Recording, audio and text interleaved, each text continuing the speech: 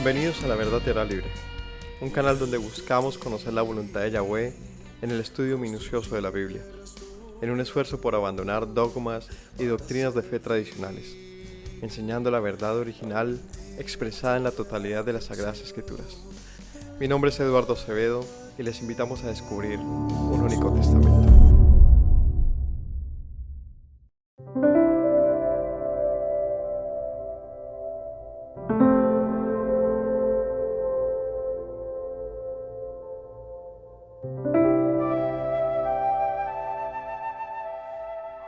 Shalom para todos, que Yahweh los bendiga y bienvenidos a una enseñanza más de las Sagradas Escrituras, una parashá o una porción bíblica en continuidad con las que llevamos cada día de reposo.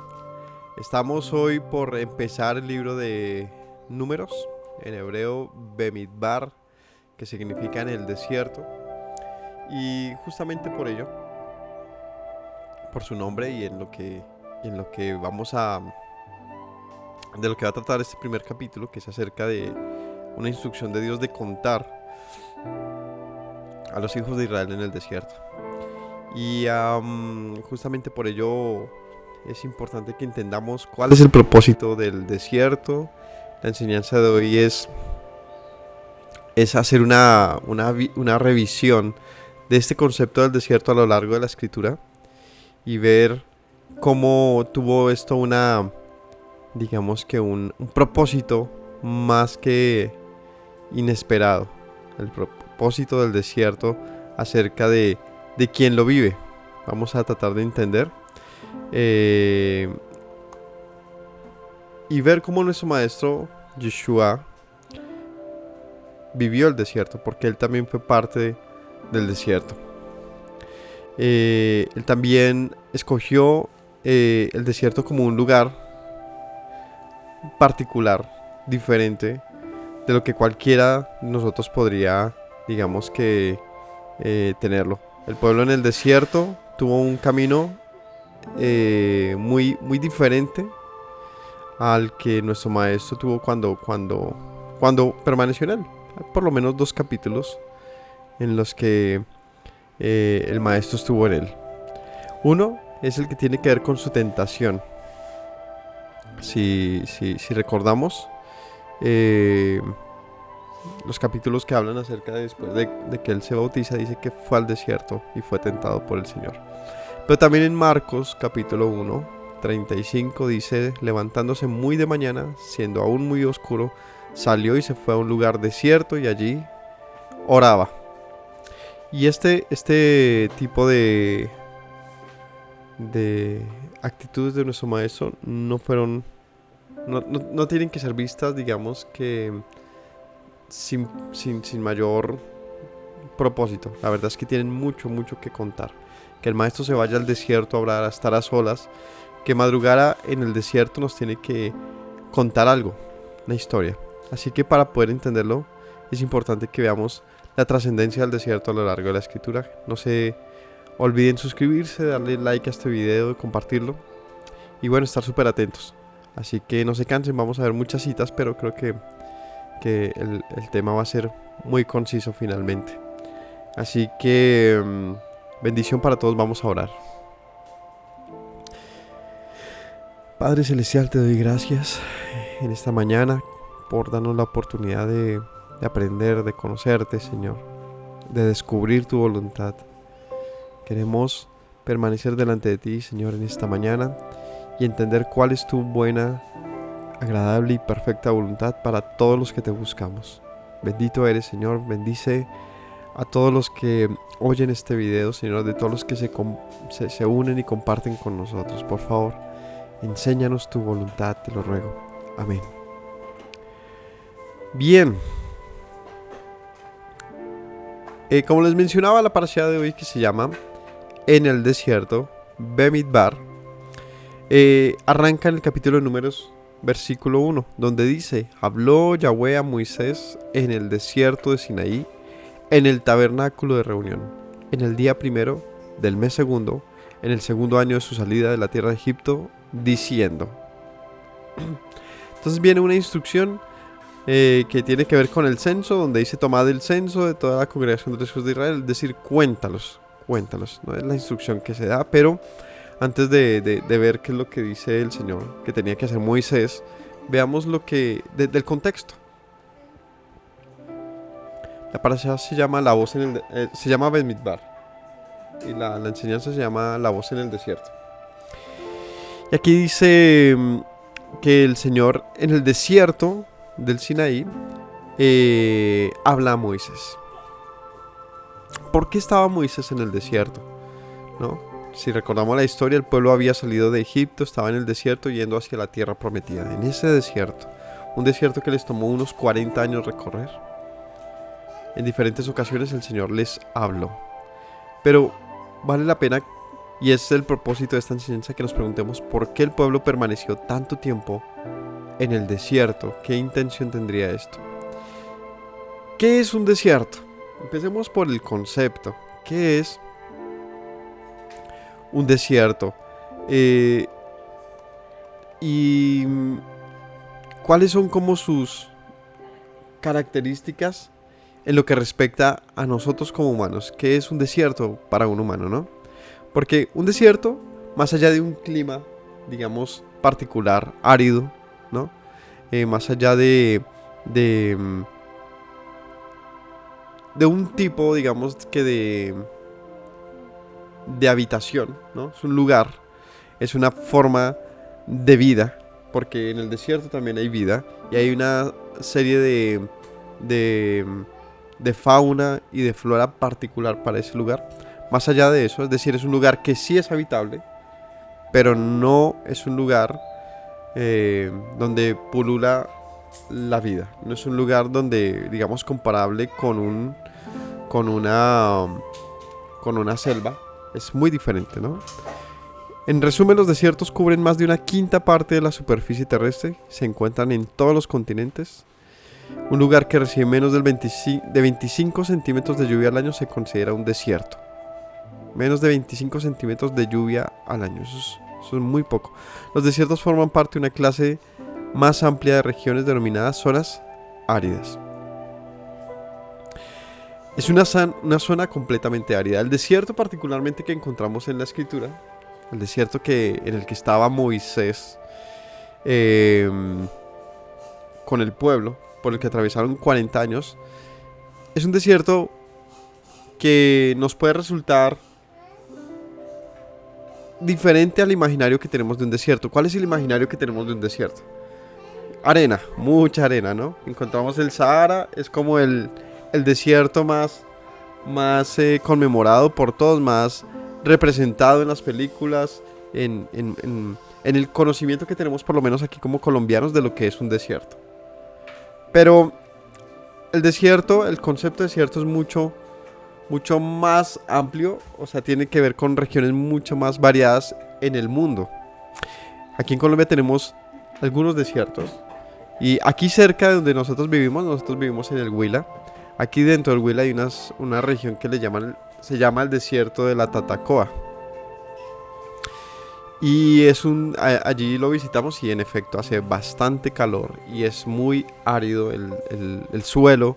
El terreno es sumamente rocoso, árido y erosionado. Sin embargo, no está lleno de arena como el Sahara, por ejemplo, ni tampoco carece de plantas, de vegetación. De hecho, tiene bastante vegetación, pero sí es muy diferente a la vegetación que se encuentra en una zona húmeda, ¿no? ¿Cuál es una de las principales cosas que faltan en un desierto? Que nosotros así, en lo que recordemos de un desierto, faltan. Agua. De hecho, lo leímos.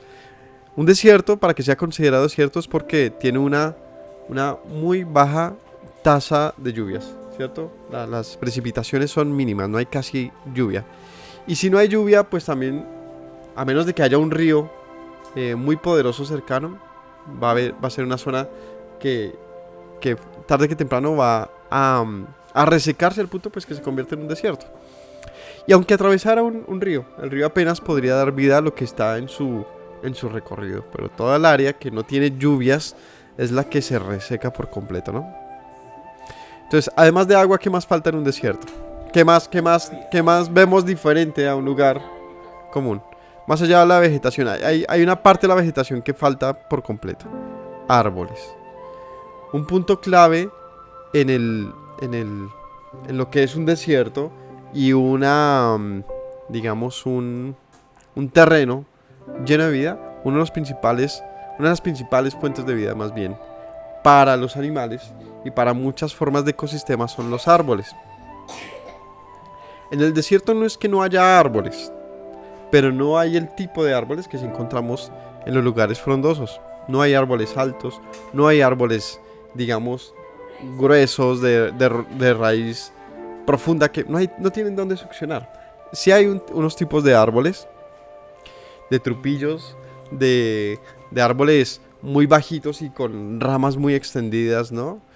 Aquí en Colombia también, por ejemplo, cuando vas a la Guajira, por toda la zona que va hacia el norte de Colombia, por el Cesar, y cuando vas llegando por allá hacia el norte y la Guajira y todo esto, son zonas muy áridas, ¿no? De hecho, ahorita se viene lo que se llama el fenómeno del Niño, que es una época del año muy árida, muy caliente. Y estas zonas empiezan las noticias de que empieza la matanza, no, la muerte, digamos así, masiva de ganados, de animalitos, porque pues su zona en la que viven, ya el agua que había por la precipitación pues ya deja de estar y empieza unas sequías tenaces, unas sequías aquí en Colombia. Empiezan las noticias de unas sequías muy tenaces y los ganaderos y los campesinos y algunos indígenas se ven muy afectados por esto cuando acontece en algunas zonas del país. Y estas zonas, como les digo, uno va pasando en el carro, también uno lo ve en las películas por allá americanas, Estados Unidos, ¿no? Tipo Texas, estos lugares donde ves cañones y Arizona y lugares muy muy áridos. Son así, de ese estilo. Llanuras muy extensas, ¿no? La falta de montañas es una de las particularidades de la falta de agua. Las montañas permiten una fluidez del agua acumulada. Y bueno, hablo de las grandes montañas que tienen estas capacidades, ¿no? El desierto es muy irregular y encontramos sí un montón de cactus y de plantas que nos recuerdan entonces a la primera alusión en la Biblia acerca de lo que es un desierto. La primera alusión en la Biblia de lo que es un desierto, ¿dónde creen que lo encontramos? Pensemos en qué acontecimiento nos hace pensar en un desierto. La salida del Edén. Dice así en Génesis capítulo 3, en el versículo 17. Al hombre dijo: por cuanto obedeciste a la voz de tu mujer y comiste el árbol que te mandé diciendo no comerás de él, maldita sea la tierra por tu causa, con dolor comerás de ella todos los días de tu vida, espinos y cardos te producirá y comerás plantas del campo, con el sudor de tu rostro comerás el pan hasta que vuelvas a la tierra, porque ya fuiste tomado, pues polvo eres y al polvo volverás. Aquí, si bien no está la palabra desierto como tal, sí encontramos una alusión directa al desierto, por algo obvio.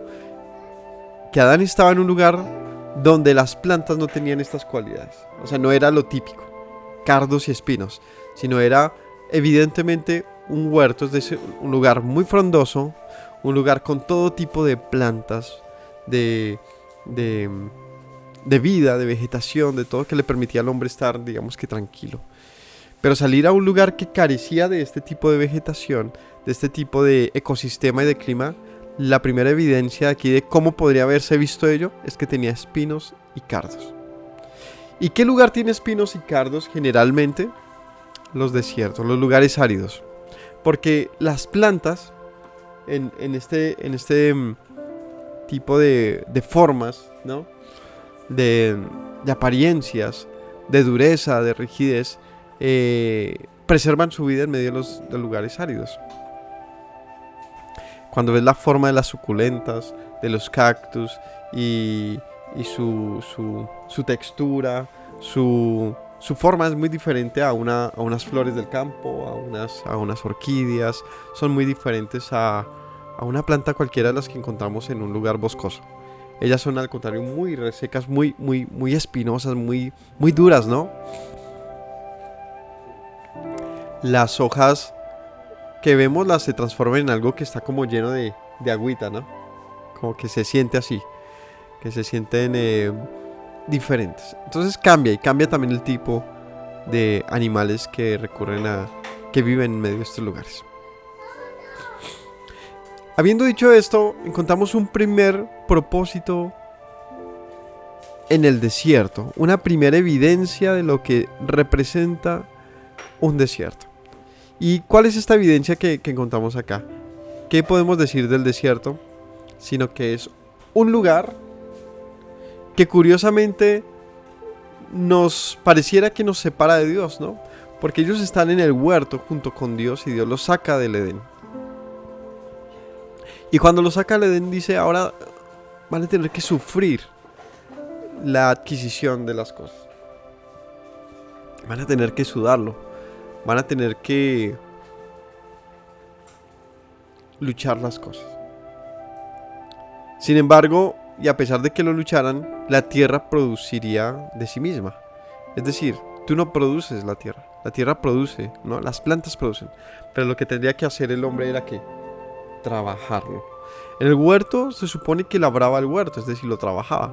Pero un huerto que producía de tal manera que seguramente el trabajo del hombre era muy diferente de lo que significa poner a producir la tierra. Es muy diferente de lo que significa ir y rebuscar comida, ¿no? Seguramente ninguno de nosotros sabe lo que eso significa a la manera en que ellos lo vivían, que era tener una familia, o por lo menos tu esposa, y en medio de la nada encontrar todos los días algo para comer.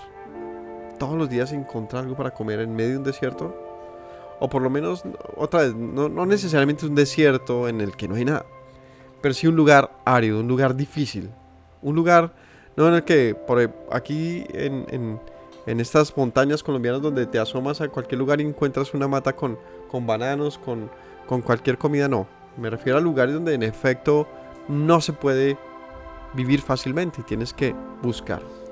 Y empiezan las primeras señales del nomadismo. Ser un nómada porque yo consumo lo que deca y se acaba y tengo que ir a buscar a otro lugar y tengo que buscar en otro lugar. Y el desplazamiento humano como una forma de existencia.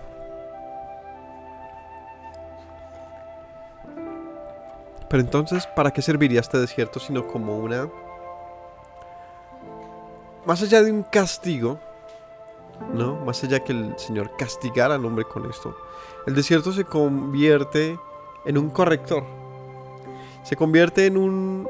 o la salida del huerto se convierte en un método también de volver, ¿no? Es curioso. Pero si se deseaba regresar al huerto del Edén, era necesario algo lógico y era salir. O sea, para volver era necesario estar fuera. Pero esa salida tenía que ser tan constructiva, tan maestra, que hiciera que el hombre deseara con toda su fuerza volver. También vemos que esa salida del Edén no consistía en estar realmente, digamos, apartados de Dios. Porque aún en medio de esa lejanía, el hombre ha podido comunicarse con Dios. Es decir, Dios ha acompañado al hombre en ese desierto, en esa salida. Vamos a ver la significancia del desierto en diferentes momentos de la escritura, por lo menos en la Torá, ya que es el lugar donde más se menciona, ¿sí? Y la primera está con Agar. ¿Se acuerdan de Agar? Génesis capítulo 16. Cuando Agar, la esposa, la sierva de Sara, esposa de Abraham, les contextualizo la historia. Abraham esperaba un hijo, quería tener un hijo. Había oído del Señor que él sería padre en multitud de naciones, pero no había tenido hijos aún.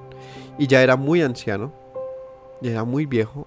Así que su esposa desespera y le dice: Abraham, aquí tienes a mi sierva Agar, acuéstate con ella y ten el hijo que Dios te prometió. Y él se acuesta con ella, con Agar, que era una egipcia, y la embaraza. Y dice en el versículo 6 del capítulo 16: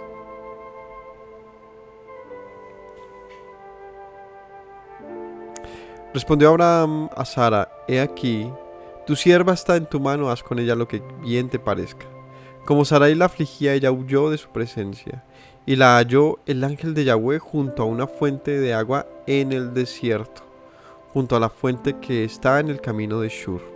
Y le dijo a Agar, sierva de Sarai: ¿de dónde vienes tú y a dónde vas? Ella respondió: huyo de delante de Sarai, mi señora. Y le dijo el ángel de Yahweh: vuelve a tu señora y ponte sumisa bajo su mano. Le dijo también el ángel de Yahweh: multiplicaré tanto tu descendencia, que no podrá ser contada a causa de la multitud. Además le dijo el ángel de Yahweh: aquí que has concebido y darás a luz un hijo, y llamarás su nombre Ismael. Porque Yahweh, ojo, ha oído tu aflicción. Y él será hombre fiero, su mano será contra todos y la de todos contra él. Delante de todos sus hermanos habitará. Llamó el nombre de Yahweh con el que ella hablaba. Ella llamó el nombre de Yahweh con que hablaba: tú eres Dios que ve, porque dijo: ¿no he visto también aquí al que me ve? Por lo cual llamó al pozo, el lugar donde estaba ella, pozo del viviente que me ve. Y aquí está entre Kadesh y Beret, en ese desierto. Y Agar dio a luz un hijo a Abraham y llamó el nombre de aquel hijo Ismael. Abraham tenía 86 años en ese episodio. Agar, en la historia que les contaba, ella huye de su casa, de la casa de Abraham, porque tenía muchos problemas con Sarai, la esposa de Abraham. Problemas normales que entendemos que hay en una familia cuando una mujer es embarazada del esposo, no con infidelidad, sino que esto es un plan de Sara, ya que ella era estéril, pero se convirtió en un problema. No lo sabían manejar y se convirtió en un montón de celos y de dificultades entre ellos. Así que esta mujer, esta sierva, agotada de esa situación, huye, y en el desierto se le aparece el ángel de Yahweh. Y aquí hay algo muy interesante para ver. Ella huye por su aflicción. Ella huye, y en su aflicción, más bien, el Señor se le aparece y le dice, ¿qué le dice? Yo he visto tu aflicción. Yo he visto tu aflicción. Y por lo que él le dijo que había visto su aflicción, ella le dice: ahora sé que tú ves. Y le pone a aquel lugar: el viviente que me ve. El viviente que ve. Yahweh Rojí. El viviente que ve. Es algo muy interesante esto, porque, como les decía, el Señor no simplemente saca al hombre del huerto, sino que a pesar de que le saca, está ahí presente absolutamente todo el tiempo. ¿O no le dice el Señor a Caín: Caín, ¿dónde estaba tu hermano? O sea, porque estaba pidiendo cuentas, ¿no? De repente el hombre ya no estaba más pegado al Señor como lo estaría en el huerto. Sin embargo, y a pesar de que se sentía solo, desprotegido, apartado de Dios, Dios estaba todo el tiempo pendiente. Y este es un pasaje muy hermoso con Agar, porque ¿qué esperanza había para una egipcia? Ella no era hija de Abraham, no estaba en su pensamiento, seguramente ella se sentía la más menospreciada del mundo, porque a pesar de que fue escogida para tener un hijo, ese hijo ya no era deseado. Ese hijo ya no era querido por los problemas que habían ocasionado esto dentro de la casa. Y por lo tanto ella tampoco. Ella no pasaba de ser una sierva más. Una situación obviamente de mucha aflicción y dolor, porque no solamente es el dolor de tener que irse, sino del menosprecio. Ojo, menosprecio, no vales. Y lo primero que hace el Señor cuando ella sale con ese sentimiento es decirle: no, ¿qué haces acá? Regresa, porque tú, tus descendientes, tu hijo, también será padre de multitudes, será muy próspero, será multiplicado. Es decir, en el desierto encontramos entonces ¿qué? Encontramos varias cosas. Primero, una consolación. Una consolación que no se encuentra en el lugar anterior al desierto. Pensemos otra vez, por un instante, en el paraíso. Ellos estando delante de Dios, ¿de qué estaban siendo consolados? No había nada que lamentar, no había nada que comparar, no había nada que pensar diferente. Aquí estamos tranquilos. Es decir, que la experiencia del contraste, la experiencia de la muerte, nos pone en un cara a cara que nos permite, por lo tanto, valorar la vida. No se valora más la vida que estando al riesgo de perderla. No se valora más la libertad que estando en una cárcel, que estando en una enfermedad, ¿no? Una persona que está en una enfermedad de estas terminales o que lo mantiene en un hospital. No se valora más la libertad de poder caminar afuera como cualquier persona. Una persona en silla de ruedas, es decir, las situaciones de contraste que llamamos de calamidad, vale la pena que nos preguntemos a veces si no es la forma, si no es una de las maneras más precisas, más contundentes de enseñarle a uno en la vida, ¿no? Las situaciones que parecieran de no retorno, las situaciones de una dificultad absoluta lo llevan a una confrontación y a una transformación en el mejor de los casos, que le permite a uno entonces valorar lo que se tiene. Las pérdidas, por lo tanto, el sufrimiento, las angustias son, y aquí viene la palabra que quizás nadie quiere oír, pero que es necesario que la sepamos. Las pérdidas, el sufrimiento, el desierto es que necesario. Es necesario, es una herramienta muy poderosa. ¿Para qué? Para desear con todo el corazón entonces un cambio. Es decir, el cambio, la transformación, ¿no? Como dice por ahí la canción de Juanes, es tiempo de cambiar. Solamente eso cuando tiene sentido.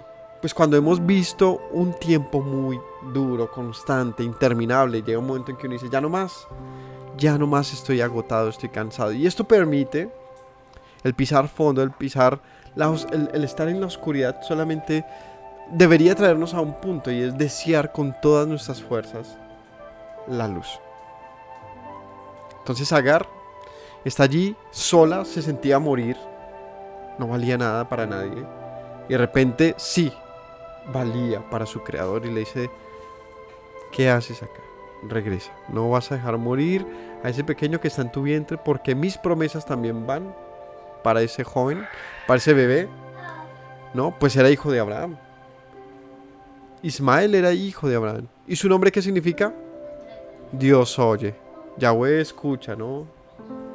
Dios oye, Ismael. ¿Y qué escuchó el Señor? Es interesante porque en el nombre de Ismael, ¿a quién oyó el Señor? ¿A Agar o a Abraham? Porque el nombre y lo que tiene que ver Ismael no tiene que ver tanto con Abraham, sino tiene que ver con Agar. Porque si hubiese sido en torno a Abraham, pues el niño habría quedado en casa. Pues que el tema con Ismael es que fue una decisión de Abraham fuera de consultar al Señor. Fue una decisión personal de él con su esposa que le conllevó a muchos dolores de cabeza, y sigue teniendo hasta el día de hoy, en una enemistad interminable entre los hijos de Ismael y los hijos de Isaac. ¿Ah? Claro, fue falta de fe. Pero ¿por qué no muere este hijo? Por dos cosas. Porque el Señor ve y oye a Agar. Ve y oye a Agar, que su reclamo, ¿cómo era? Justo. Ella no tenía la culpa de las malas decisiones, digámoslo así, de Abraham y de Sara. Ella no tenía la culpa, y no tenía ella por qué pagar con su muerte y la del niño. Así que el Señor la rescata. Y además, por otra cosa, el Señor la rescata, porque su juramento estaba en Abraham. ¿Cuál? Que sería padre de naciones. Y este hijo finalmente también era un fruto de la descendencia de Abraham. El Señor lo iba a proteger. Vemos un Dios fiel. Un Dios fiel. Pero en el capítulo 21 también se habla de Agar. Y dice en el 21, o sea, sigue la historia, va del 16, en el 21 vuelve y se habla de ella. Capítulo 21 de Génesis. En el versículo 9 dice: vio Sara que el hijo de Agar la egipcia, el cual le había dado luz a Abraham, se burlaba de su hijo Isaac. O sea, ya el hijo estaba grande. Y Abraham también ahora sí tuvo un hijo con Sara. El Señor concede un milagro en ella. Le quita su esterilidad y le da un hijo. Ellos se llevaban varios años. Así que Ismael, como cualquier joven, como cualquier muchacho, pues molestaba a su hermano. Porque era inferior, era más pequeño, era el menor. Este tipo de burla del que se menciona aquí no es literalmente una, digamos, una rencilla entre hermanos, como lo fue, por ejemplo, Jacob y Esaú, sino era lo que naturalmente pasa entre hermanos, pero que no era bien visto por sus padres, porque Ismael no se tenía como un hijo, como un hermano, ¿no? Sino era como ese hermano indeseado para Isaac. Era el hijo de Agar. Porque se está, digamos que igualando a Isaac, ¿no? Es lo que pensaría quizás Sara. Y esto generaba muchos problemas en casa. Por tanto dijo Abraham: echa a esta sierva y a su hijo, porque el hijo de esta sierva no ha de heredar con mi hijo. Este dicho pareció grave en gran manera a Abraham a causa de su hijo. Entonces Sara, ¿qué le dice a Abraham? O sea, esta era una mujer... era una paisa así de matrona de la casa, ¿no? Se ve así. No, sácame a esta mujer de acá, que este hijo no me va a heredar, este hijo tuyo, me imagino que le decía así, este hijo suyo no me va a heredar con mi hijo, Isaac. No, ella estaba muy cansada, y es que la situación es difícil, es compleja. La situación es muy compleja por donde se le vea. Para Abraham, para Sara y para Agar y para esos muchachos todo estaba mal. Porque se hicieron las cosas como no debían hacerse, y obviamente esto era un dolor de cabeza para todos. Y ya Sara estaba agotada de estar lidiando con este asunto de Agar y de su hijo, porque ella misma había decidido también agobiarse por esto. El caso es que le dice: este muchacho no va a heredar con mi hijo. Lo mío es mío y esto no va a ser para otros. Esto le pareció grave a Abraham a causa de su hijo, claro, pues también era su hijo Ismael.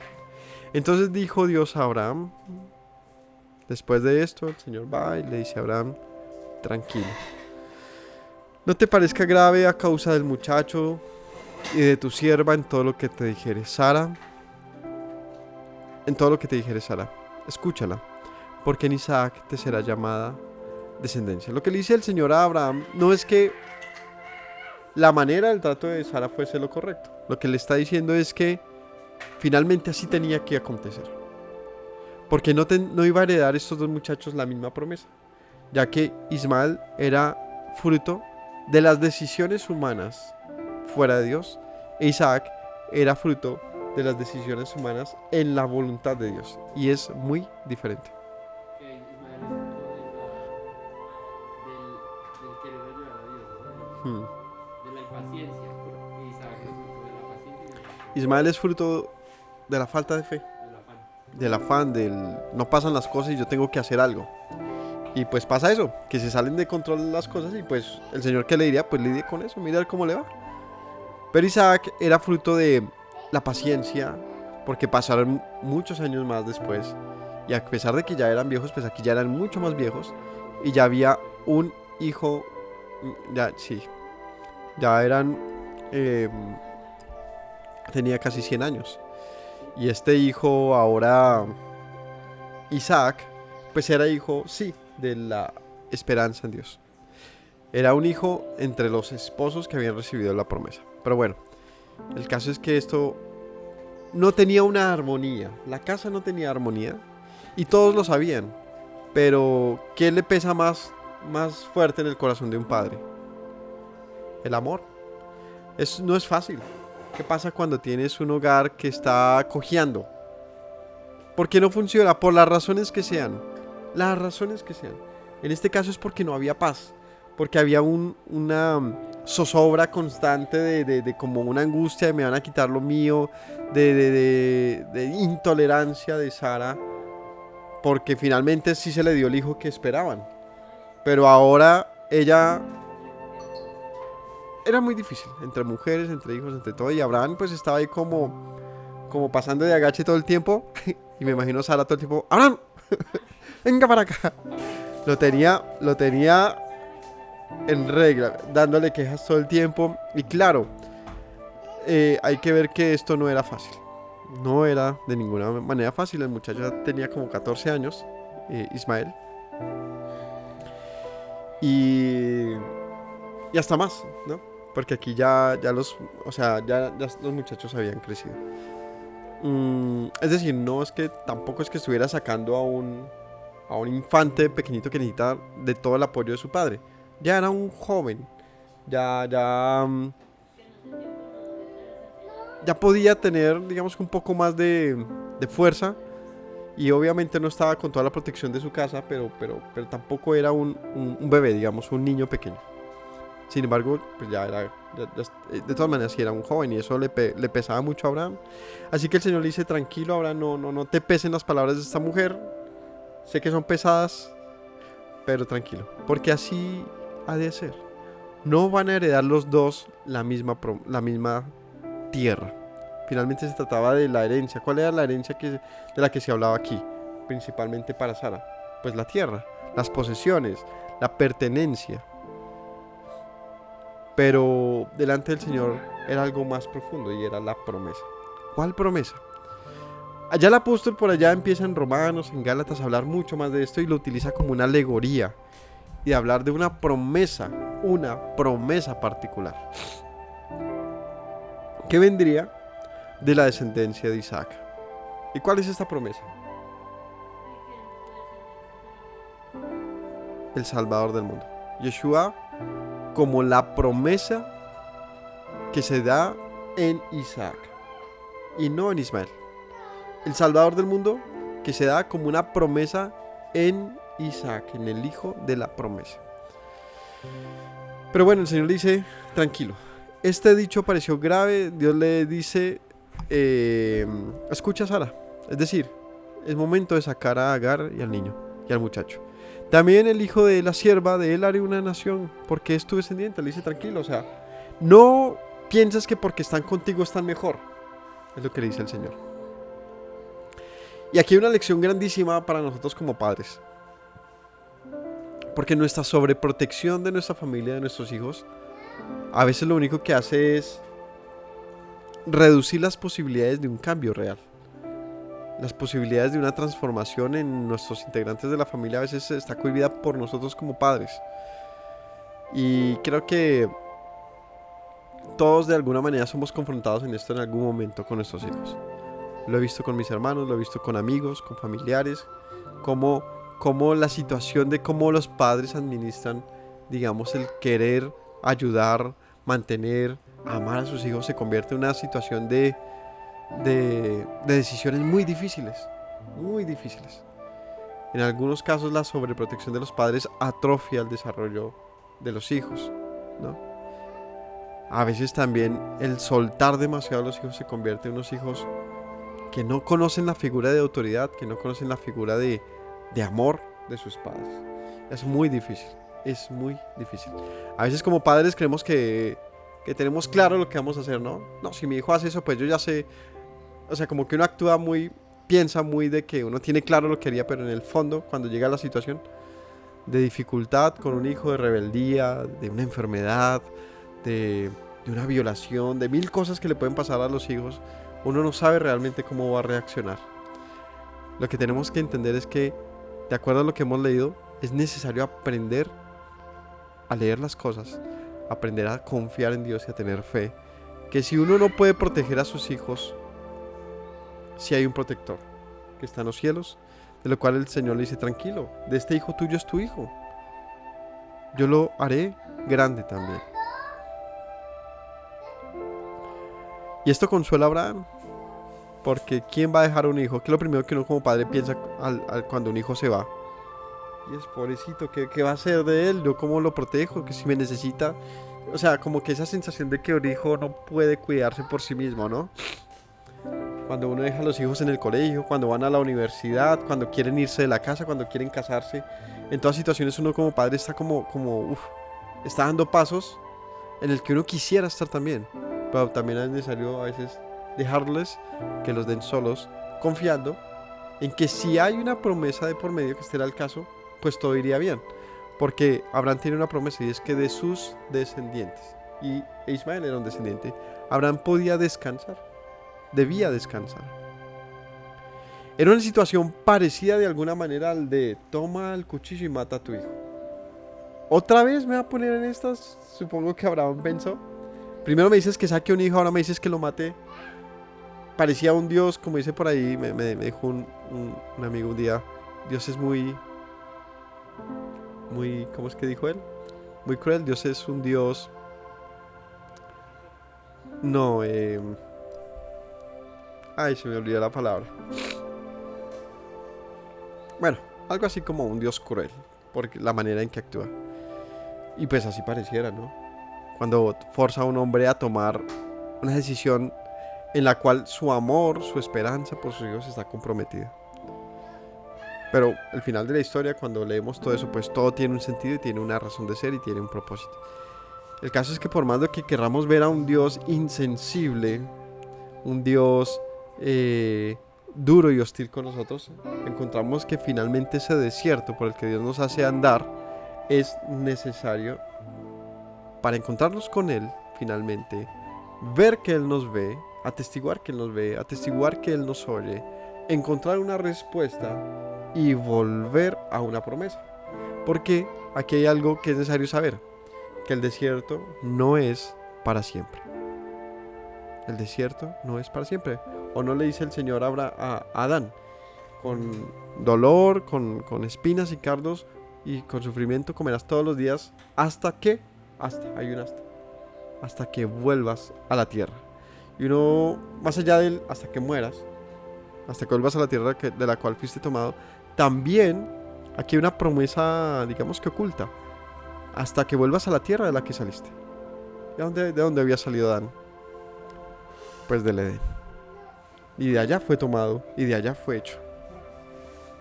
Entonces es interesante que está de por medio una promesa. O ellos, ¿cómo anduvo el pueblo en el desierto? En la esperanza de entrar a la tierra prometida. ¿Cómo era esta tierra? Una tierra en la que fluye la leche y la miel, de grandes frutos, de abundancia y de riqueza. Es decir, que sus ojos no estaban puestos en el desierto, pero tuvieron que afrontar un desierto a lo largo de 40 años que equivale más o menos a que equivale más o menos a un 60%, a un 60-70% de la vida de una persona. 40 años de una persona son mucho, es muy significativo. 40 años representa pasar del nacimiento a ser un adulto. Es mucho, es una vida completa vivir en un desierto. Pero no es el destino, es simplemente el camino. Bueno, entonces, decíamos que estábamos leyendo. Bueno, entonces el Señor le dice, no, déjalo ir. De este será llamada también descendencia. 13. También el hijo de la sierva de él te haré una gran nación porque es tu descendiente. Entonces Abraham se levantó muy de mañana, tomó pan, un odre de agua, y lo dio a Agar, poniéndole sobre su hombro.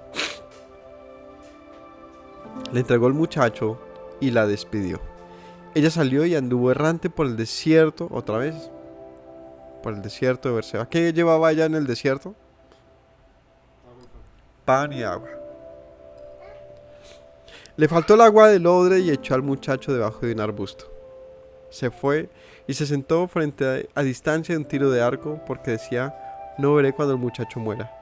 Cuando ella se sentó frente al muchacho, alzó su voz y lloró. Y otra vez está el desierto y están estos dos, como les decía, no hay árboles frondosos, pero sí hay arbustos, hay trupillos, hay un tipo de vegetación que por lo menos le permite a uno descansar un poco a la sombra. Pero lo que ellos encontraban en este desierto, que ya estaban agotados, era era la desolación más profunda. Echados de su casa y no había para dónde ir, ¿no? Sin destino, sin propósito se sentían ellos. Así que ella dice, pues no voy a ver cómo muere mi hijo. No voy a ver. Entonces, este sale solamente con pan y agua y se sienten ya morir. Están a punto de desfallecer, ¿no? El Señor, entonces dice aquí, se fue, se sentó al tiro de un arco porque no quería ver morir al niño y lloró, alzó su voz y lloró. Y oyó Dios la voz del muchacho y el ángel de Dios llamó a Agar desde el cielo y le dijo, ¿qué tienes, Agar? No temas porque Dios ha oído la voz del muchacho. ¿Dónde está? Levántate, alza al muchacho, sosténlo con tu mano porque yo haré de él una gran nación. Dios le abrió los ojos y vio una fuente de agua y fue y llenó el odre de agua. Dio de beber al muchacho y Dios estaba con el muchacho y creció y habitó en el desierto y fue tirador de arco y habitó en el desierto de Parán y su madre le tomó mujer de la tierra de Egipto, se casó con una egipcia. Entonces, otra vez el Señor la escucha y escucha a este muchacho y a su lloro. Y abre sus ojos y les da una fuente de agua en el desierto. Agua en el desierto, una fuente de agua inesperada. Porque el pan y el agua que ella tenía no le fue suficiente. Así que el Señor les concedió agua. Bien, Éxodo capítulo 3. Allí dice, apacentando Moisés las ovejas de Jetro su suegro, sacerdote de Madián, llevó las ovejas a través del desierto hasta Oreb, monte de Dios. Se apareció el ángel de Yahweh en una llama de fuego en medio de una zarza. Le miró y vio que la zarza ardía en fuego y la zarza no se consumía. Moisés dijo, iré y veré esta gran visión, ¿por qué no se quema la zarza? Viendo Yahweh que iba a ver lo llamó Dios del medio de la zarza y le dijo, Moisés, Moisés, respondió, heme aquí. No te acerques, quita tu calzado de tus pies, porque el lugar en que pisas es tierra santa. Yo soy el Dios de tu padre, Dios de Abraham, de Isaac y Dios de Jacob. Entonces Moisés cubrió su rostro porque tuvo miedo de mirar a Dios. Y dijo, bien he visto la aflicción. Entonces aparece el término aflicción, en este caso no de Moisés, sino de lo que tendría Moisés como propósito, ¿no? La aflicción de un pueblo que estaba en casa, en su casa, en la que vivían en ese momento, aunque no fueran de esa casa, como Agar. Es que la Biblia está llena de paralelismos muy interesantes, que a veces pensamos que no tienen conexión, pero la tienen. Agar y Ismael estaban en casa de Abraham, pero no era su casa, porque ella, digamos que naturalmente, ella era egipcia, y ella no se veía en las promesas de Dios, eso era de Abraham. El Señor tiene que sacarla de allá y en su aflicción le concede lo que le acabamos de leer acerca de Ismael. Más allá de lo que representa Ismael hoy en día, es lo que Dios dijo, y es que sería multiplicado, y cumplió. Pero ahora vemos a este pueblo que estaba, digamos, en casa, pero no estaban en casa, también eran como Agar en tierra de Abraham. ¿Cómo era? Esclavos. Estaban en medio de los egipcios, pero como esclavos. Y también estaban como sufriendo por el celo de un faraón. Vemos que la historia está al revés. Aquí Faraón tenía el celo de que los hebreos fueran a quitarle lo de los egipcios. ¿Y qué le dice el Señor? Deja ir a mi pueblo. Abraham, deja ir a Agar. Vemos ese paralelo tan interesante, parece una copia, parece una historia, solamente que no con una mujer y un niño, sino con millones de personas. Y al revés, porque ya no tiene nada que ver con Agar, que ella era egipcia. Ahora es un pueblo hebreo saliendo de Egipto. Es interesantísimo. Pero vemos estas figuras que siempre están en la Biblia. Son como, pareciera, ¿no? Un reciclaje de historias o de fenómenos o de, ¿cómo le llamamos? De simbologías y de espectros que más allá de falta de creatividad es todo lo contrario. Es una luz impresionante para entender la manera de obrar de Dios, que nos da la seguridad de entender entonces. Entonces dice Bueno, Moisés está allí llevando las ovejas a pastar en el desierto. Vemos otra vez un tipo de desierto que no es del todo desierto, sino que hay por lo menos suficiente hierba como para que cabras y ovejas coman, ¿no? Otra vez les digo que, por ejemplo, aquí en La Guajira es un lugar conocido como el desierto de La Guajira. La gente vive de eso, de cabritas, de ovejas, tienen sus ganados que están adaptados para ese tipo de climas. Y los lleva y en esta se le aparece a Moisés, se le aparece el Señor. Y le dice: yo soy el Dios de tus padres. ¿De cuál? De los que estábamos hablando, de Abraham, de Isaac, el niño que estaba pequeño, y de Jacob, uno que no mencionamos, que más adelante nacería. Soy Dios de ellos, Dios de las promesas dadas a ellos. Ahora he oído el sufrimiento del pueblo en Egipto, ¿no? He escuchado que hay un sufrimiento, su lamento ha llegado hasta mí. Así que el Señor escoge a Moisés, le da una instrucción, le dice: vete y rescata a mi pueblo, sálvalo, ¿no? Sálvalo porque he oído. Este es el punto interesante. En el desierto nos enteramos ¿de qué? De que Dios oye. Es decir, que el momento más oportuno para buscar a Dios es en medio del desierto.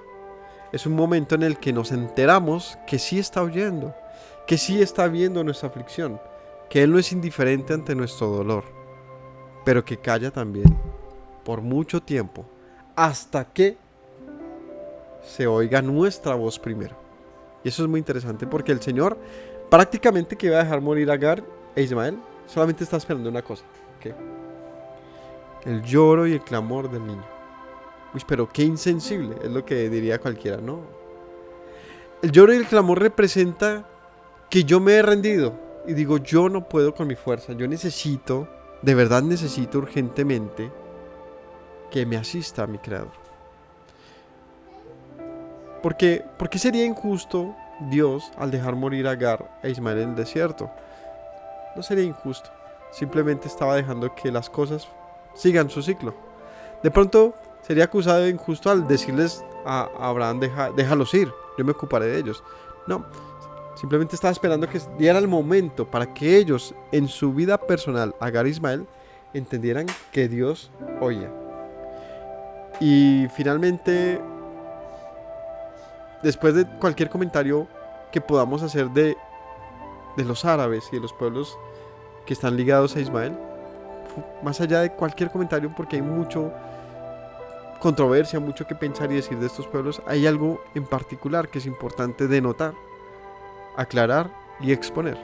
Y es un pueblo que intenta conocer, que intenta mantener una conexión con el Dios de su padre Abraham. Más allá de cómo sea esa relación, de cómo la ve el Señor, más allá de todo eso, solamente sé que no es otro Dios.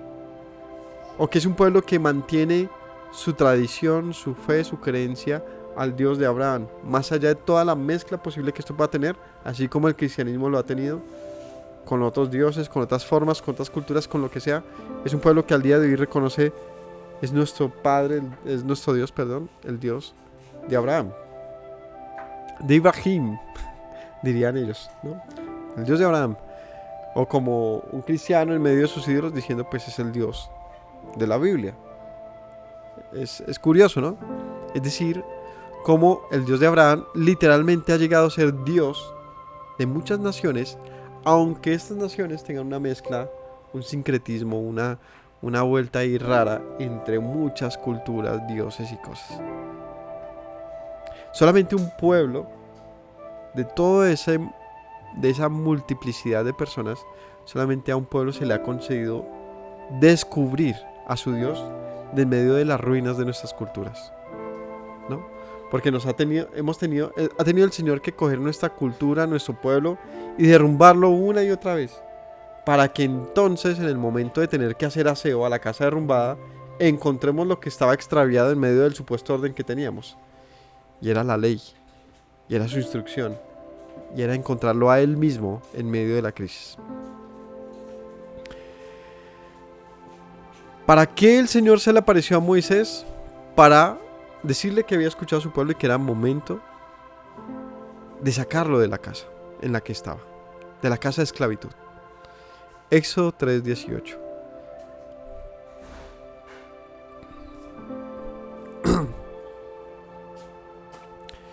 Reúne a los ancianos en el 3:16. Reúne a los ancianos de Israel y diles: Yahweh, el Dios de sus padres, de Abraham, Isaac y Jacob, me apareció diciendo: en verdad les he visitado y he visto lo que les hacen en Egipto. He dicho: yo les sacaré de la aflicción de Egipto a la tierra del Cananeo, Eteo, Amorreo, Fereceo, Heveo y Jebuseo, a una tierra que fluye leche y miel. Y oirán tu voz, e irás tú y los ancianos de Israel al rey de Egipto, y le dirás: Yahweh, el Dios de los hebreos, nos ha encontrado, por tanto nosotros iremos ahora camino de 3 días por el desierto, y aquí va el propósito del desierto, para que ofrezcamos sacrificios a Yahweh, nuestro Dios. Dile al faraón que los deje ir para que me ofrezcan sacrificios. Primera razón de salir al desierto: para ofrecer sacrificios a Dios. Ahorita vemos eso qué significa.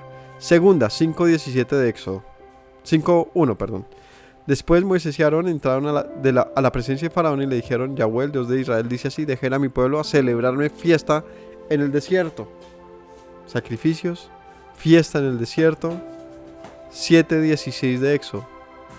Dile: el Dios de los hebreos me ha enviado a ti diciendo: dejen a mi pueblo para que me sirva en el desierto. Para que me sirva. Fiesta, sacrificio, servicio. 8:27.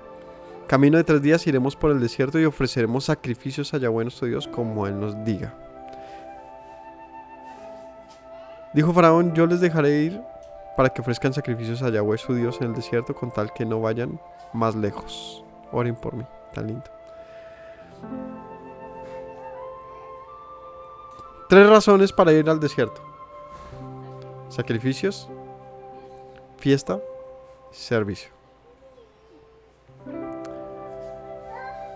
¿Por qué iríamos al desierto? Porque es una forma de encontrarnos con Dios y tener ¿qué? ¿Qué significa que el hombre haga sacrificios a Dios, que sirva a Dios y le celebre a Dios algo? ¿Qué significa esto? ¿Esto cómo le podemos llamar? Esto es una relación.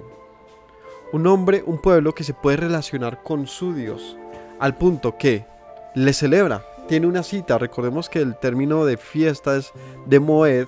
No solamente significa una fiesta, significa una cita, un lugar señalado, es una señal.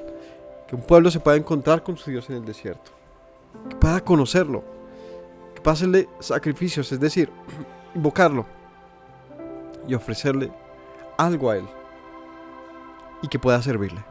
Esto no era posible en la tierra de Egipto.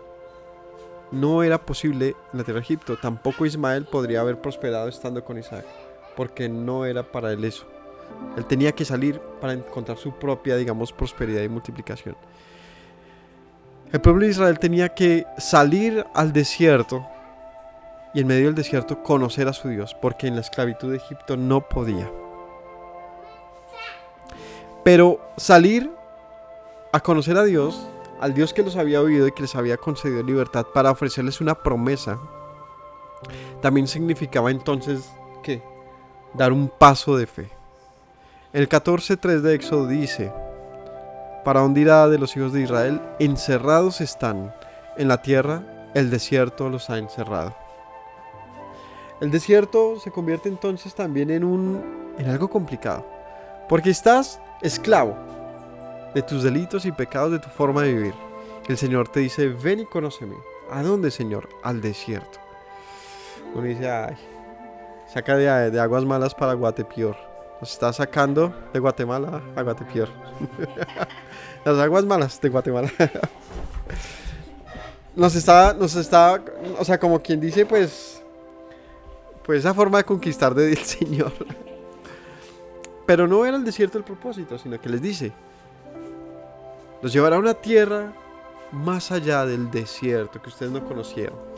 Una tierra donde fluye leche y miel. Pero no los voy a llevar allá, merito, ¿no?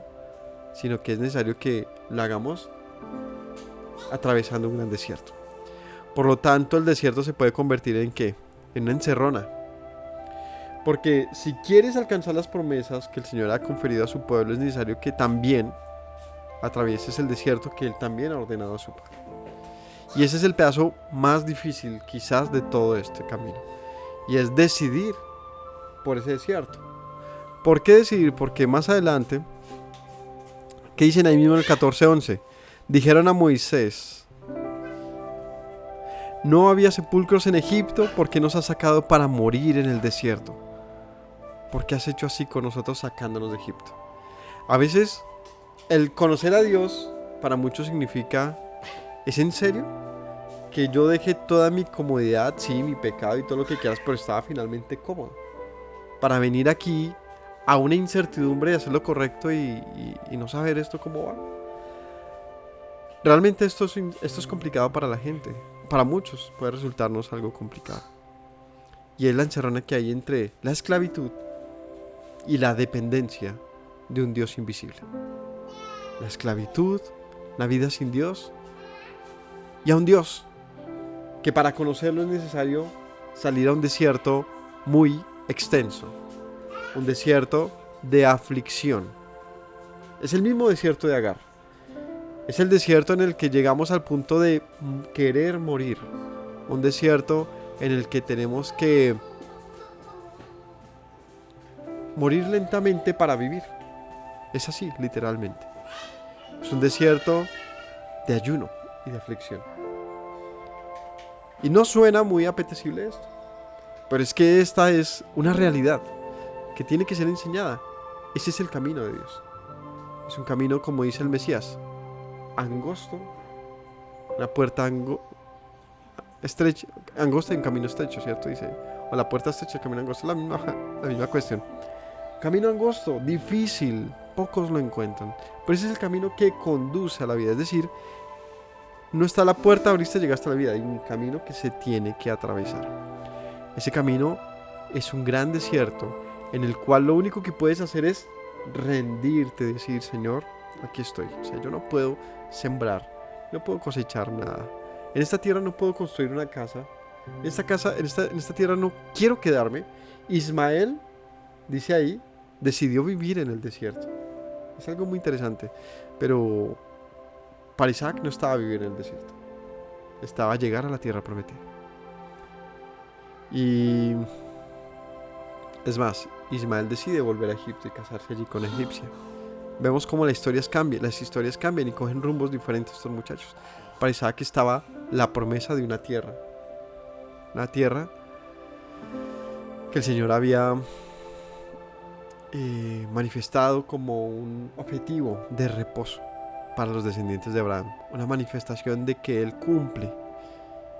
Pero para llegar allí era necesario atravesar por muchos espinos y cardos hasta volver a la tierra de la cual habían sido tomados. Y es interesante que el pueblo había salido de Canaán para irse a Egipto y volver a Canaán. Y otra vez vemos esta figura. El Edén, salen para volver al Edén. ¿Cuándo volveremos al Edén? No sé. Es necesario atravesar por muchos cardos y espinos hasta que volvamos a la tierra. Pero el camino está lleno de esto. Es difícil. Es importante atravesar esa barrera que es como un mar, ¿no? La barrera entre el desierto y la esclavitud no es nada más ni menos que un mar que necesita ser abierto. Es un paso de fe inmenso. Pero una vez atravesado, no termina la prueba. Empieza apenas lo difícil. ¿Por qué? Éxodo 16:1. Partió luego Elim toda la congregación de los hijos de Israel, vino al desierto de Sin, que está entre Elim y Sinaí, a los 15 días del segundo mes, 2 meses después. Toda la congregación de los hijos de Israel murmuró contra Moisés y Aarón en el desierto, y les decían los hijos de Israel: ojalá hubiéramos muerto por mano de Yahweh en la tierra de Egipto, cuando nos sentábamos en las ollas llenas de carne, cuando comíamos pan hasta saciarnos, pues nos ha sacado a este desierto para matar de hambre a toda esta multitud. Y ese es el punto, que ahora viene la confrontación. Tú dices: no, yo me decido por Dios, yo voy a cambiar, yo quiero dejar esa vida de pecado que yo tenía. Pues llega ahora el momento de esa confrontación, de un desierto en el que no había pasado 2 meses Y ya estaban diciendo, no, Moisés, pero no, este viaje no era así. Se supone que era la tierra que fluye leche y miel. Han pasado 2 meses y solamente hemos visto desierto, desierto y desierto.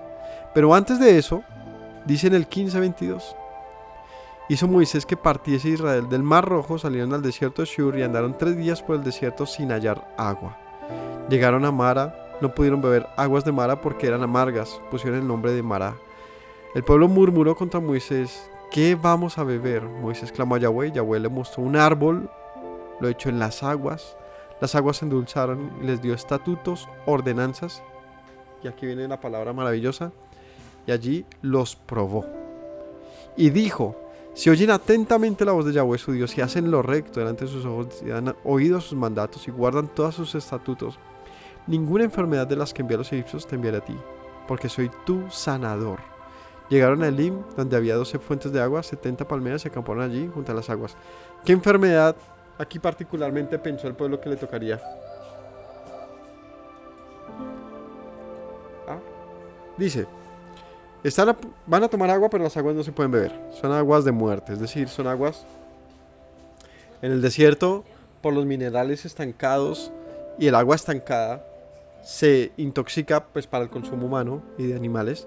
Se llena de minerales, se satura de esto y se convierte en entonces una agua venenosa, ¿no? Como mucho hierro, muchos metales pesados, y ya no se puede beber si está estancada. Así que tiene que ser curada esa agua. ¿Y qué es lo más parecido a esto en Egipto? Las aguas vueltas en sangre. Por lo tanto el Señor les dice, tranquilos, si ustedes me obedecen no van a pasar por las plagas de Egipto. Así que sanó las aguas. A diferencia de Egipto, que no fue así. Tuvo que haber un tramo de calamidades una tras otra. Así que les dice, yo no les voy a hacer lo mismo que en Egipto, pero voy a probarlos.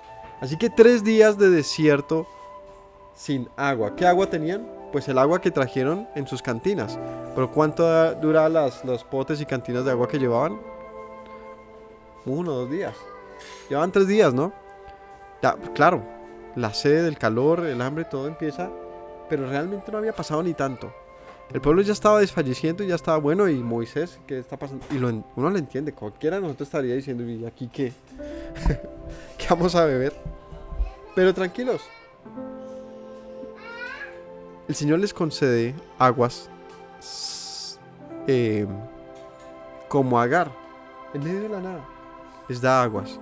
Cuando ellos, ¿qué? Clamaron. En este caso todavía no estaban de modo, nos hubieras hecho morir. Sino Moisés, ¿qué beberemos? Moisés clama al Señor y les dice, bien, así sí. Si me piden yo les doy. ¿No dijo así Yeshua? Porque ¿qué hijo que le pide a un padre un pez, le da una piedra? ¿No? Si le pide un pan le da una piedra, o si le pide un pez le da una serpiente. Si sus padres no hacen así tampoco, ¿cuánto más hará su Padre que está en los cielos? Hombres de poca fe, si no le piden.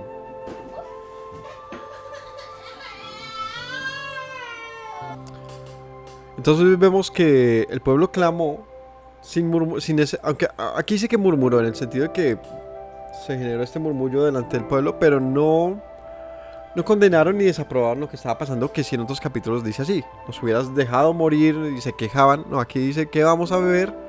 Moisés clama al Señor y el Señor les dice, si me temen, si cumplen mis mandamientos, todo irá bien, ¿no? Y los prueba. Entonces, en el desierto viene la palabra clave, hay mucha prueba. Pero también en el 16:1 dice, partió luego de Elim toda la congregación de los hijos de Israel, vino al desierto de Sin, que está entre Elim y Sinaí, a los 15 días del 2.º mes de la salida de Egipto. Toda la congregación de los hijos de Israel murmuró contra Moisés y Aarón en el desierto, y les decía a los hijos de Israel, ojalá hubiéramos muerto. Aquí sí están otra vez murmurando.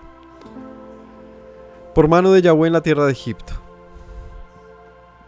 Cuando nos sentábamos a las ollas de carne, es que ya lo había leído, perdónenme. Era el 15:22, disculpen.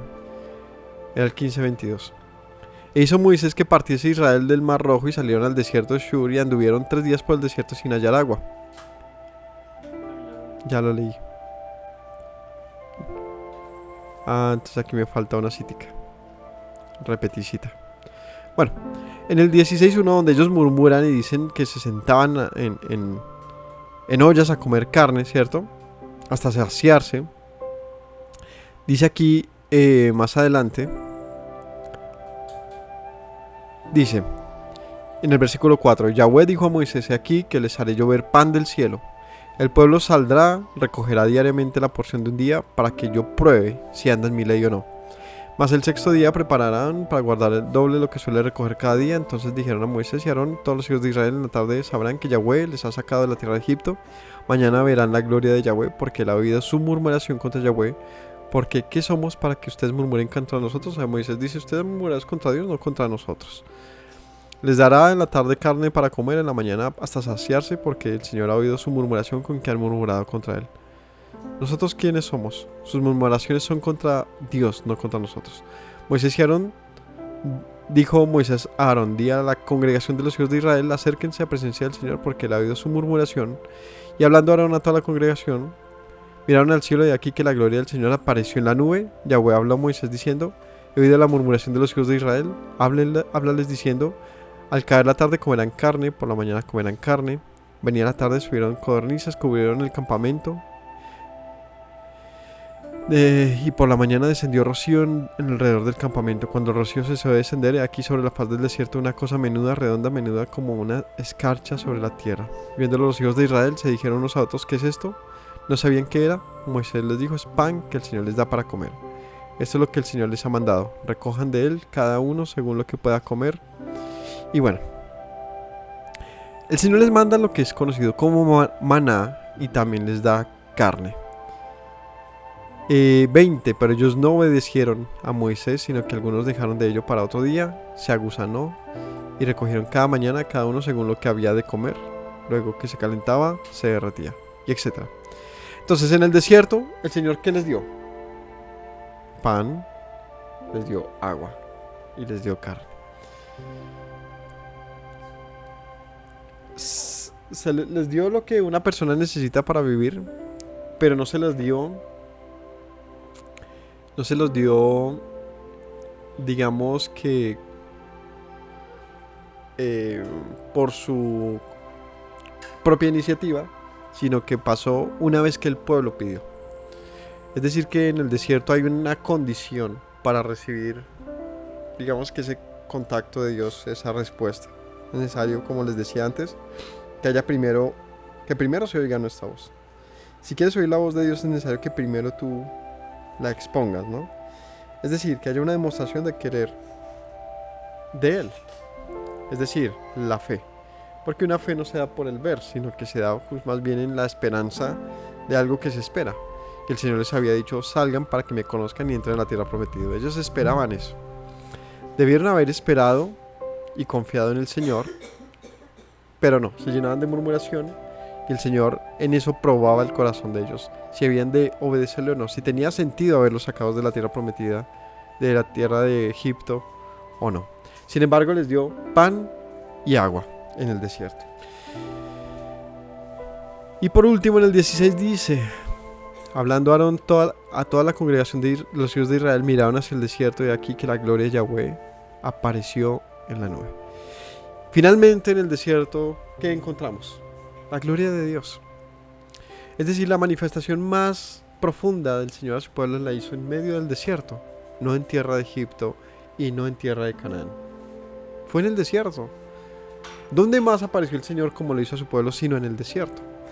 Fue un tiempo de, digamos, de convivencia. El Señor le dice: háganme una habitación, un tabernáculo, yo moraré en medio de ustedes. Esto no lo hace en tierra prometida, lo hace en el desierto, no lo hace en Egipto, lo hace en el desierto.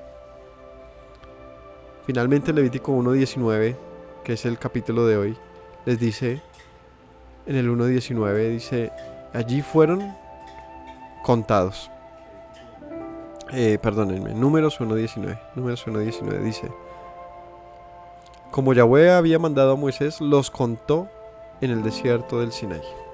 Fueron contados. ¿Cuándo eres contado como pueblo de Dios? Dime. Cuando llegas al desierto. Porque en ese desierto no solamente estaban los que estaban, digamos, que habían salido con Jacob de Canaán y habían ido a Egipto, sino que muchos de Egipto habían llegado a ese desierto. Todos los que dan el paso de salir de esclavitud son contados como pueblo de Dios, siempre y cuando logren llegar a ese punto de cita con Dios, ¿no? Ese punto de reunirse con Dios. Ahora, quiero que leamos este pasaje donde vemos algo más, y es acerca de nuestro maestro Yeshua. Y es que en el capítulo 4 de Mateo dice, esta es la primera, digamos, como alegoría, ¿no? Y es que vemos al pueblo yendo hacia una promesa, pero primero atravesando un gran desierto que le toma 40 años atravesar, lleno de pruebas, pero también de sustento divino, de ver la gloria de Dios. Algo que parece un contraste total, ¿no? Como que uno piensa que Dios equivale a bienestar profundo, pero aquí hay una singularidad. El bienestar de Dios no era lo que el pueblo esperaba como bienestar. Era necesario conocer profundamente a Dios para entender su bienestar y recibirlo. Un desierto que podría en 40 días haberse atravesado se convirtió en un desierto de 40 años. En Mateo 4 dice, luego el Espíritu llevó a Yeshua al desierto para que allí lo tentara el diablo. Durante 40 días y 40 noches ayunó. Después tuvo mucha hambre. En ese tiempo el diablo se le acercó y le dijo, si eres el Hijo de Dios, di a estas piedras que se conviertan en pan. Y Yeshua le dijo, no. Las escrituras dicen, la escritura dice, no solo de pan vivirá el hombre, sino de toda palabra que sale de la boca de Dios. Espérenme, cambio de versión que me gusta más otra. Bueno, que ayunó 40 días y 40 noches. Y dice en el 3, vino a ser tentado por el tentador. Y le dice, si eres hijo de Dios, di que estas piedras se conviertan en pan. Escrito está, responde Yeshua, no solo de pan vivirá el hombre, sino de toda palabra que sale de la boca de Dios. El diablo le llevó a la santa ciudad y le puso sobre el pináculo del templo. Y le dijo, si eres hijo de Dios, échate abajo. Escrito está, a sus ángeles mandará cerca de ti. En sus manos te sostendrán para que no tropieces con tu pie en piedra. Yeshua le dijo, escrito está, también no tentarás al Señor tu Dios. Otra vez le llevó el diablo a un monte muy alto. Le mostró todos los reinos del mundo y la gloria de ellos. Y le dijo, todo eso te daré si postrado me adoras. Entonces Yeshua le dijo, vete, Satanás. Escrito está, al Señor tu Dios adorarás, a Él solo servirás. Y el diablo entonces le dejó, y aquí que vinieron ángeles y le servían. Un pasaje interesante porque ¿qué tenía que hacer Yeshua en el desierto, no? ¿Ah? ¿Qué tenía que hacer en el desierto? Fue llevado por el Espíritu al desierto, ¿no? Fue llevado en Marcos dice, luego el Espíritu le impulsó al desierto. Estuvo en el desierto 40 días y era tentado por Satanás y estaba con fieras y los ángeles le servían, dice en Marcos. En Lucas dice, lleno del Espíritu Santo volvió al Jordán y fue llevado por el Espíritu al desierto. Por 40 días era tentado por el diablo y no comió nada en aquellos días pasados los 40, los cuales tuvo hambre, y entonces el diablo lo tienta. 40 días en el desierto que nos recuerdan por completo a el pueblo en el desierto, 40 años. El número 40 que insistentemente en la escritura nos recuerda al desierto y nos recuerda las pruebas. El maestro también, como hijo de Israel, fue llevado al desierto como nuestro pueblo, ¿no? Como dice la escritura de Egipto, llamé a mi hijo. Cuando José lleva a Yeshua a Egipto siendo un bebé, porque estaba la matanza de los niños. Todo esto es una repetición de esta historia de un pueblo sacado desde Egipto hasta la tierra prometida. También Yeshua atraviesa ese desierto aquí. Pero él no cedió ante la tentación. ¿Y cuál era la tentación? Era la angustia de lo que pasa en un desierto. Comida, ¿no? Protección. Y un Dios que parece que lo ha abandonado. Son las tres pruebas que él tiene. La primera de hambre. La misma que el pueblo en el desierto, ¿no? Todo el tiempo era, y Moisés nos trajiste para matarnos de hambre. Yeshua dice, no, tranquilos. Le dice a Satanás, déjame en paz porque no solamente mi hambre será curada por la comida, sino que la palabra de Dios, lo que Él ha dicho, esa me saciará. Luego le dice que lo lleva al pináculo del templo y le dice: si eres hijo de Dios, mándate que Él te protegerá. Y Él le dice: no tentarás al Señor tu Dios. Y lo que pasa en el desierto es que el pueblo también fue tentado en esto. ¿En qué? En que tenía que atravesar todo un desierto pensando que llegaría al otro lado, ¿no? Pero no era así. Y ellos todo el tiempo, en esto dice la Escritura, que tentaron al Señor. Señor, demuéstranos que estás con nosotros. Muéstranos que estás con nosotros. Tentaban al Señor todo el tiempo. Pero Yeshua dice: no lo tientes al Señor. Luego le muestra todos los reinos del mundo. Le dice: te daré esto si me adoras. Y el Señor le dice: no, sino que al Señor tu Dios adorarás y a Él servirás. Y también el pueblo en el desierto fue movido, ¿cierto?, a abandonar a su Dios. Por lo tanto, el Señor le dice: no tendrás dioses ajenos delante de mí. Así que Yeshua nos demostró cómo el pueblo debió haber sorteado este desierto. Y era confiando en la palabra de Dios, sabiendo que no iba a morir en el desierto, y no escogiendo a nada diferente que a Dios. Esa es la clave del desierto. ¿Cómo vamos a atravesar este desierto? Entonces ya están las claves, las tenemos. Primero, saber que si estoy en el desierto, a ver, repite conmigo: si estoy en este desierto, es porque el Espíritu de Dios me ha traído hasta aquí. Es porque el Espíritu de Dios me ha traído hasta acá. ¿Otra vez? Si estoy en este desierto, es porque el Espíritu de Dios me ha traído a este desierto. Primera confesión de fe de hoy. Segunda, reconozco que será largo y difícil. O sea, lo sé. No me va a sorprender: uy, Señor, por estas pruebas que no. Tranquilo. Reconozco que será largo este desierto. Tercera, no solo de pan vive el hombre, sino de toda palabra que sale de la boca de Dios. Dilo. Entonces, ¿cómo vas a atravesar este desierto? Sabiendo que no solo de pan, no solamente de que todo esté bien, que tú ves que está la economía al pelo, que no tienes ninguna enfermedad, que no, espérate. Si hay enfermedad, si hay mala situación económica, si hay dificultades, no solo de pan vive el hombre, sino de toda palabra que sale de la boca de Dios. ¿Y cuál es la palabra que ha dicho el Señor? Te introducirá a una tierra que fluye leche y miel.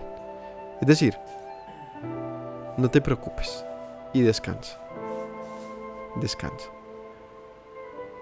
Tercero, no tentaré al Señor mi Dios. No tentaré al Señor mi Dios. ¿Esta es la cuarta? No tentaré al Señor mi Dios con mis quejas, poniéndolo a prueba. Señor, ¿estás o no conmigo? No lo pongas a prueba. No lo pongas a prueba angustiándote sobremanera, coaccionándola a que Él haga algo si no tú estallas. No tentarás al Señor tu Dios. Siguiente, por el silencio del Señor, no buscaré a otro Dios.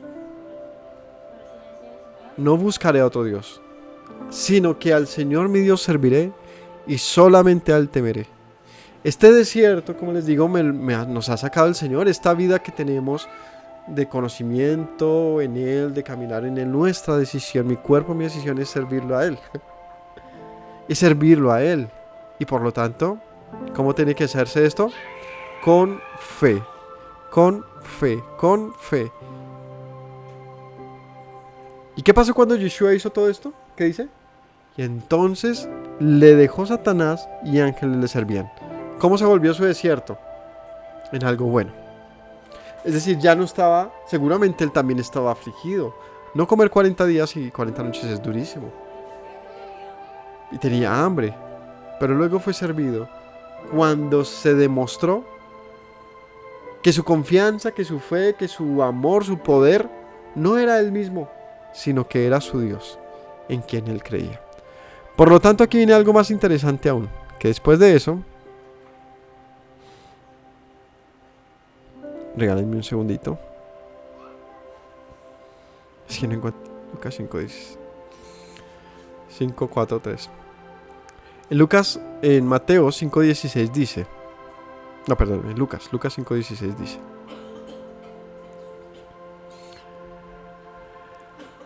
Lucas 5:16 viene un pasaje que me parece muy importante. Aconteció un día que él estaba, perdónenme, la fama de Yeshua se extendía más y más, se reunía mucha gente para oírle, para que le sanase sus enfermedades, pero él se apartaba a lugares desiertos y oraba. Él se apartaba a lugares desiertos y oraba. Marcos 1:35. Levantándose muy de mañana, siendo aún muy oscuro, salió y se fue a un lugar desierto y allí oraba. ¿Sí? Hay pasajes como estos donde lo interesante de ver de nuestro maestro es que él se iba al desierto a orar. Solo, muy de mañana, donde no hay nadie. Como dice la canción, cuando nadie me ve, en la intimidad.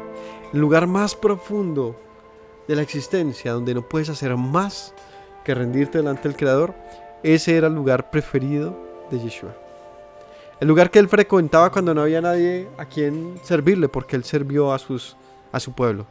Cuando no tenía nadie más que servirle, él iba a servir a su Dios en la soledad del desierto. Esto me parece la otra cara del desierto. Y por lo tanto, el título, La voz en el desierto. ¿Qué iba Yeshua a oír al desierto? ¿Qué iba a hacer al desierto? Quizás era el momento único, el momento más especial, donde él iba simplemente a oír al Dios suyo, a uno que moraba en su propio interior, que cualquiera diría, pero ¿qué sentido? Si no que Dios vive en él, no es él Dios, ¿por qué tenía que ir al desierto? Y como dice Paul Washer por ahí en una predica, no podía hacerlo simplemente porque lo amaba. No podría ir al desierto a orar simplemente porque amaba a su padre. Y es curioso como lo recuerda esa predica de algunas de Paul Washer que decía, no es insensato siquiera preguntar por qué Yeshua iría a orar a su padre. No podría ser simplemente porque lo necesitaba. Y es que esa relación tan especial del maestro con nuestro padre nos tiene que hacer reflexionar. Tiene que hacerlo. Porque le huimos al desierto. Nos da miedo. Pero Yeshua, como pez en el agua en el desierto, no tenía temor. Y oraba en el desierto, en la soledad. Porque no estaba solo. Porque encontrarse con su padre no era en medio de las multitudes y la comodidad. No, era en medio de la soledad y donde nadie nos ve. Donde tenemos que afrontar solos nuestras pruebas. Donde nadie nos está salvando. ¿Dónde está aquí el que siempre me tiende la mano, el que siempre me ayuda? Tranquilo, aquí está, en el desierto.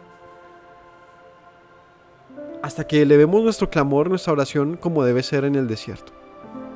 Y confesemos. ¿Qué tenemos que confesar? Que el Espíritu de Dios me ha llevado al desierto. Y que reconozco que el desierto será largo. Y que no solo de pan viviré, sino de la palabra de Dios, sus promesas. Y que Él no me desprotegerá nunca y por lo tanto no tengo que estarlo tentando a ver si va a hacer algo por mí o no.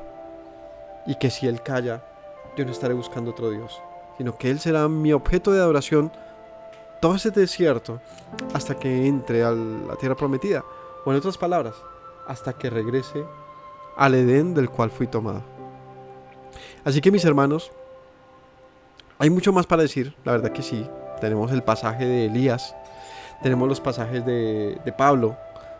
Ambos fueron al desierto. Elías va al desierto para reencontrarse. Les invito a que vean la enseñanza del profeta Elías, donde hablamos de eso, cuando él va al desierto. Y él buscaba reentender a Dios.